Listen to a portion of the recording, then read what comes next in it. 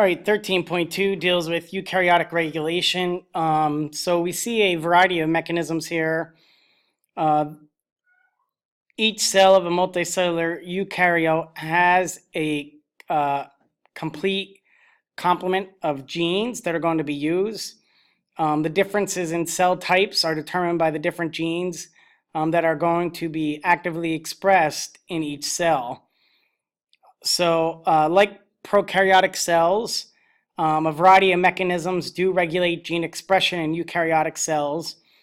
These mechanisms are basically grouped in the 5 levels. We do see that the 5 levels can modify the amount of the gene product. So those 5 levels of control are both at the nuclear level and cytoplasmic levels. There are the chromatin structure, transcriptional control, post-transcriptional control, translational control, and post-translational control. Basically, in chromatin structure, what we'll see is the chromatin packing is used as a way to keep genes turned off. If genes are not accessible to RNA polymerase, they cannot be transcribed. So the chromatin structure is one method of epigenetic inheritance. Basically, if you look at that word epigenetic, it means beside or above the gene or beyond the gene. So the transmission of genetic information outside the coding sequence of a gene is going to take place. A transcriptional control is the degree to which a gene is transcribed into that messenger RNA. And that's going to determine the amount of gene product. In the nucleus, transcription factors are going to promote or repress transcription, which is the first step in gene expression. Then you have post-transcriptional control, and basically in that area, it's going to involve the messenger RNA processing and how fast messenger RNA would leave the nucleus. In the cytoplasm, there's translation as a process. So you have translational control, and that's going to affect when translation begins and how long it should continue for. You do have small RNA molecules, or siRNA molecules, are known to regulate translation. In addition, any condition that can cause the persistence of the 5' cap or 3' poly A tail can affect the length of translation itself. Excised introns may also have effects on the lifespan of messenger RNA. And lastly, the post-translational control takes place in the cytoplasm, and it occurs after protein synthesis. So it's only a functional protein is an active gene product. So looking at each of these a little bit in more detail, levels at which the gene expression occurs. Here you can see the 5 levels of control highlighted here in this diagram. So looking at the first one, eukaryotic regulation. So basically we know that chromatin structure itself, eukaryotic DNA is associated with histone proteins. Together they make up chromatin. So we know that chromatin, the DNA in eukaryotes, is associated with these variety of proteins or histone proteins. And the chromatin is most evident in the nucleus during the interphase of that cell cycle. So the nucleosomes then would be DNA that is wound around groups of 8 molecules of histone proteins. It looks like a string of beads, and each bead is an individual nucleosome. So the levels of chromatin packing are determined by the degree of nucleosome coiling.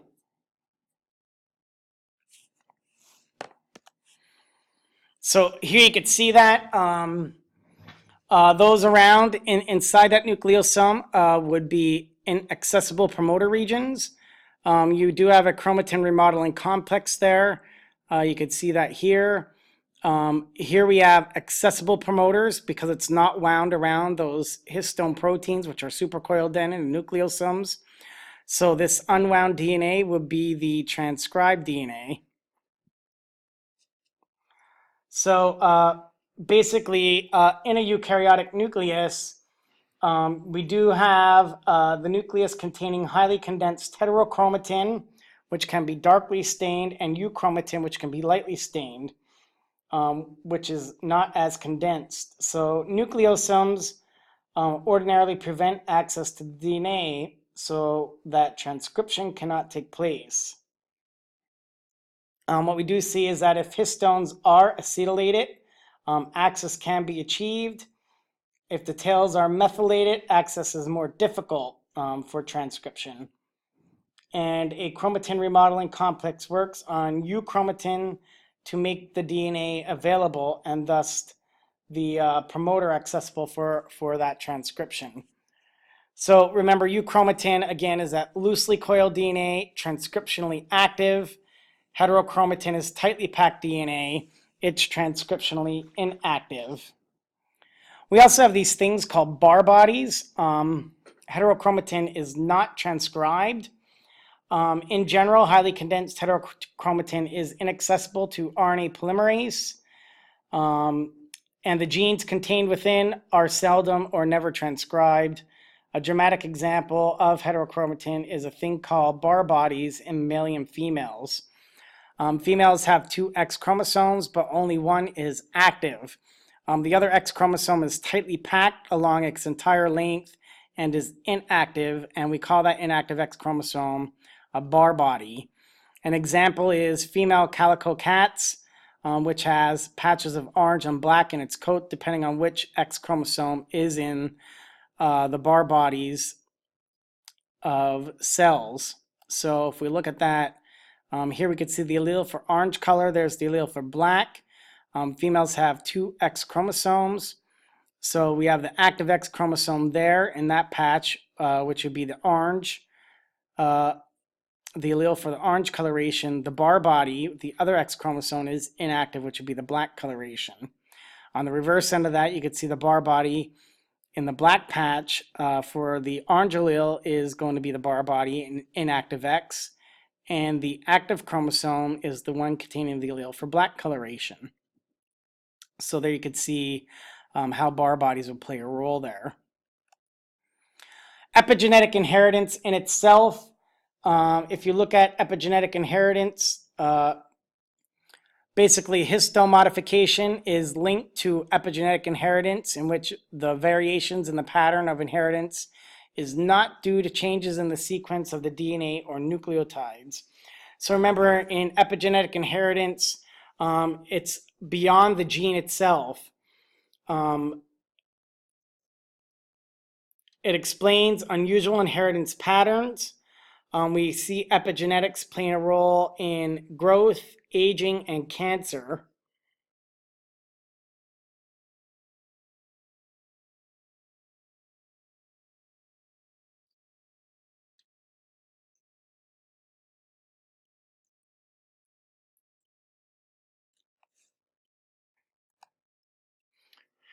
Transcriptional control. Transcription is controlled by proteins called transcription factors.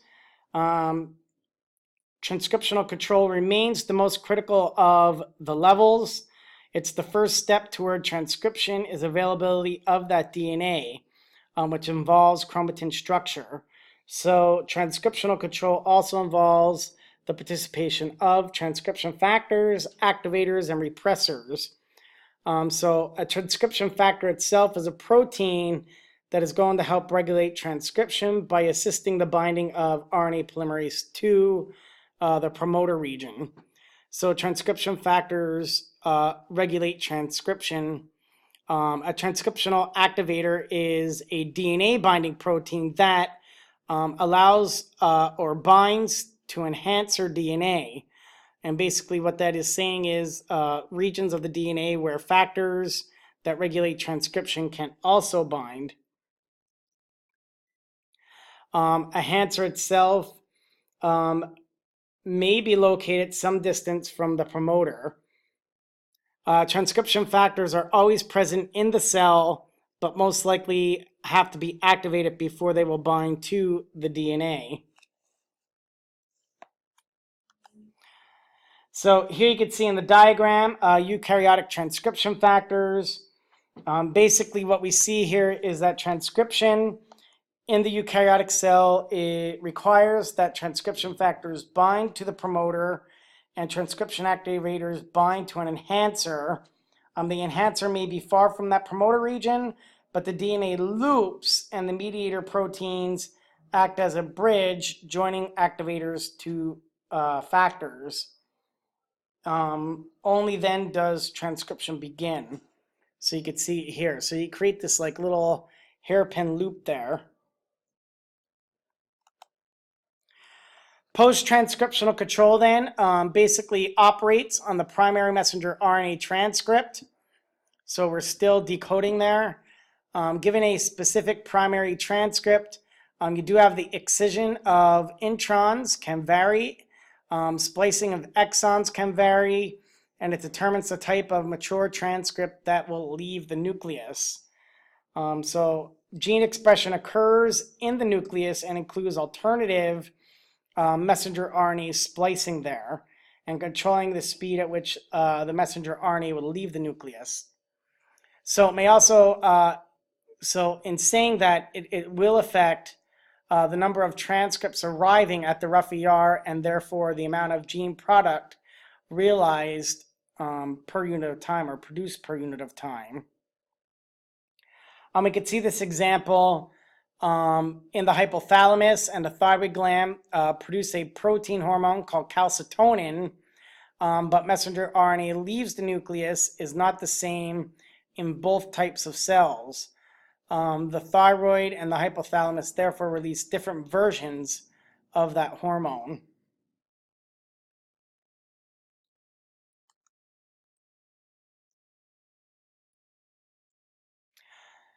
There are things called small RNAs or sRNAs. These molecules regulate gene expression.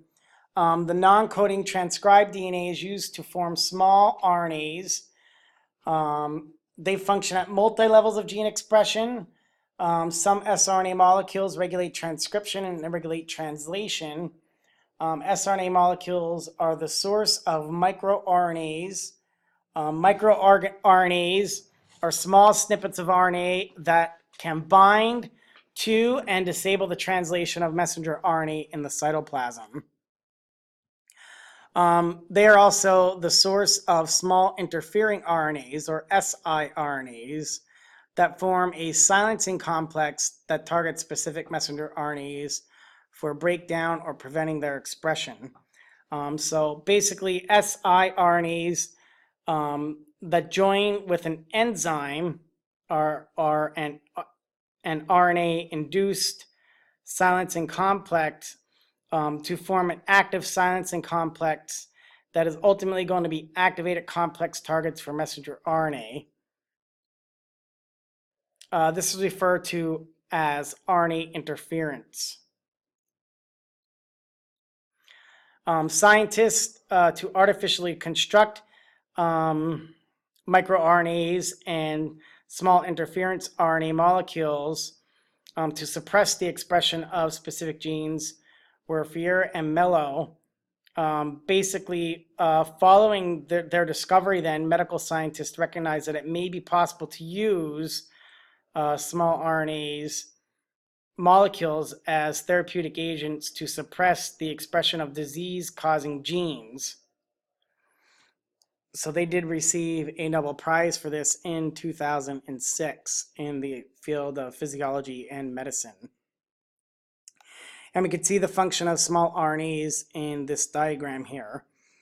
Basically, you have the transcription of DNA, and then in step one, it may lead to the loop of a double-stranded RNA, or you call that dsRNA. And then in second, we have the cleavage of the double-stranded RNA that is going to produce many small RNA molecules. And then those small RNA molecules in step three can double back to increase DNA compaction, or it may become a microRNA or a small interference RNA.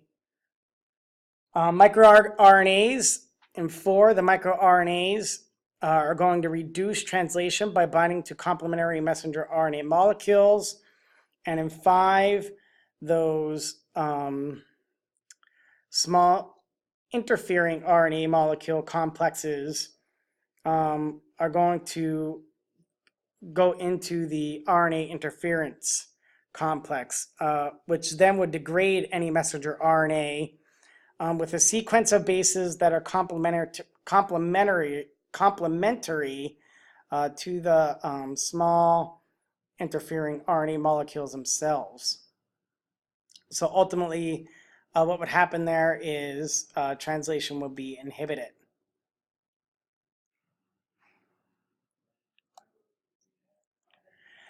You do have translational control then. It's going to determine the degree to which messenger RNA is translated into a protein product. The features of the messenger RNA affect whether translation occurs and how long the messenger RNA will remain active in the cytoplasm. The presence of a 5' cap and the length of the poly A tail do play a role there. Basically what we see post-translational controls do affect the activity of protein product. It is accomplished by regulating activation and the degradation rate. So we do have some post-translational control factors. Some of these are called proteases. And basically proteases are enzymes that are going to break down proteins. And by doing so, they help regulate gene expression. They will regulate how long a protein is going to remain active for inside a cell. And they are confined to proteasomes or lysosomes to protect the cell. So here you could see an example of proteasome degrading proteins in that particular cell. So the proteins to be degraded are first tagged with a signaling molecule. Then they enter the proteasome where they are broken down to the polypeptide fragments. This is important when you look at these things. You need to break down proteins. Proteins that do accumulate inside any cell do lead to some diseases like Alzheimer's, a prion. If you ever heard of mad cow's disease, that is a protein that affects the brain. So things like Alzheimer's and mad cow's disease, what happens is they cause deterioration of the brain. Some of them will actually leave holes in the brain. Thing like Alzheimer's, you get a buildup of plaque in the brain, eventually leading to dementia and other things. So you need to break down proteins. That's the role of proteasomes.